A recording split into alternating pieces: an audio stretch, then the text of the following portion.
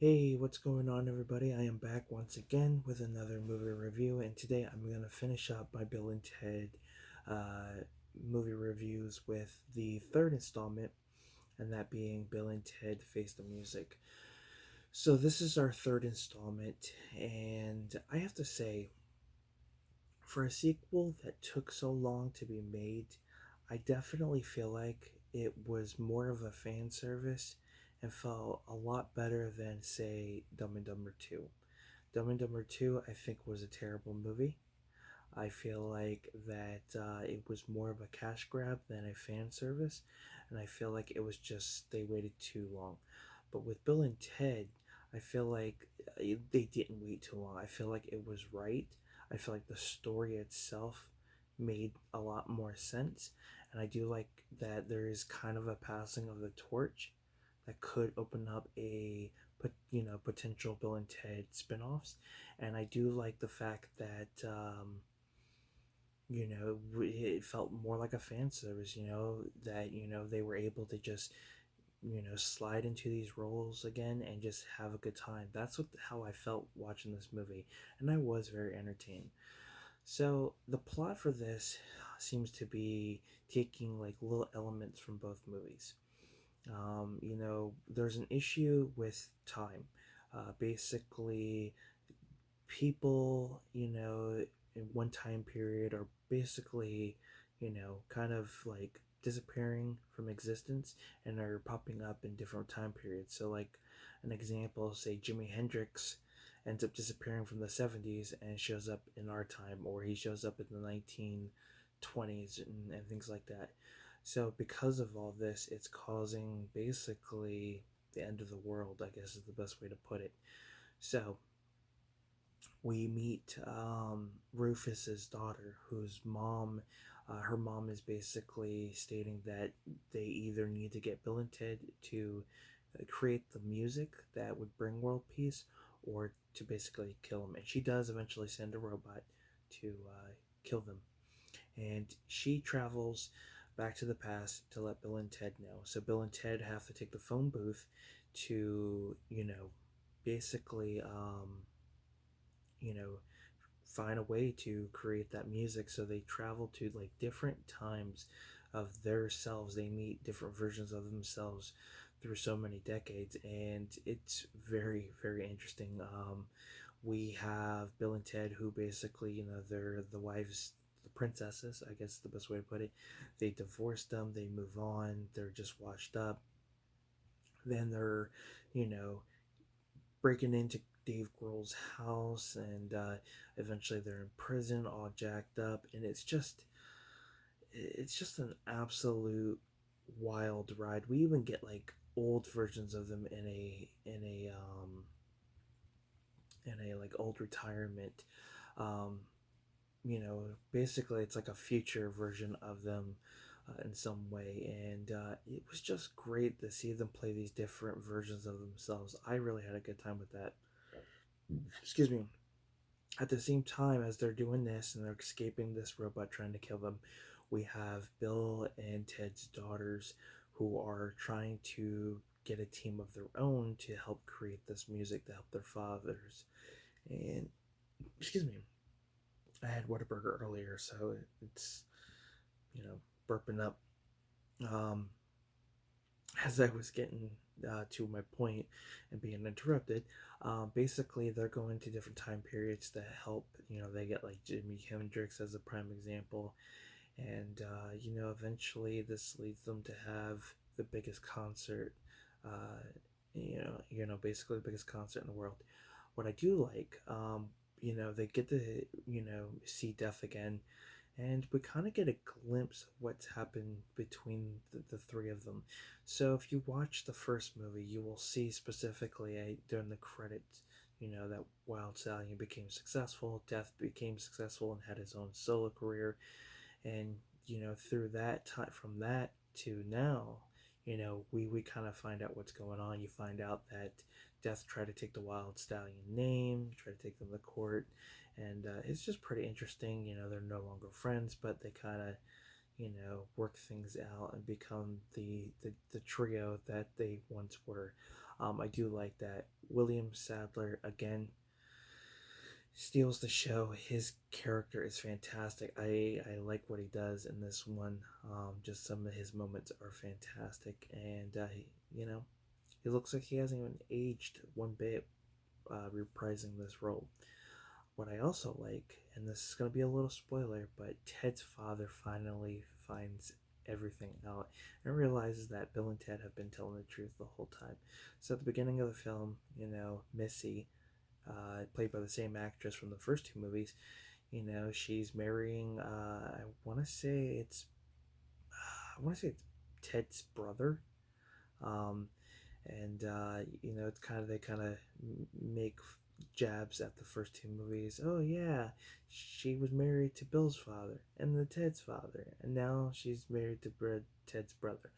I thought it was pretty funny. And then you know Ted's father's basically lecturing them. You guys aren't doing anything with your life. You never time traveled. You never went to hell or died or anything like that. Later on in the movie, he finds out and he realizes that Ted's been telling the truth the whole time, and I absolutely love it. I like the chemistry between the dad and Death. I thought was fantastic. Really enjoyed those two, and I feel like that could be a spin-off on its own. I feel like the chemistry between those two can just make a really fun, entertaining movie. But that's pretty much it for the film. There is a small little like glimpse hologram of George Carlin. Um, I believe George Carlin, before he passed away, I think he was game for a third film. There are interviews where Keanu Reeves and Alex Winter talk about, you know, seeing George Carlin like not too long before he died. And that was the biggest thing I think a lot of us fans were kind of skeptical of was, with George Carlin or, passing away, what was next? Are we going to see, you know, are we going to see, some type of callback or reference or, type of cameo in some shape or form? Um, and we got a small glimpse. I like the fact that we have Rufus's daughter, so that was a kind of a nice tie-in. And of course, the woman had that married Rufus, the mother, the wife. I thought that was pretty cool. So it was really nice to kind of, have these characters kind of be a small little. I guess the best way is like a little tribute in some shape or form, and I like that. And it's almost like giving Rufus more. It was like giving him more of a huge role without actually having to be, on camera, and his character not having to be in the movie by having, his daughter. The character, at least. The actress who plays her is fantastic. I can't remember her name, but she is well known for playing or voicing one of the children in the very young girl in Bob's Burgers. And you guys will recognize uh, her right off the bat. And the mother uh, is played by, I believe, the mother who plays in Two and a Half Men, Charlie Sheen and John Cryer's character's mother from that show is played by the same actress. The robot that is sent back in time to kill them is played by an actor you guys will recognize from Gotham. I believe he played Victor Saz, he's a Batman villain who's known for, you know, marking his body on how many people he has killed.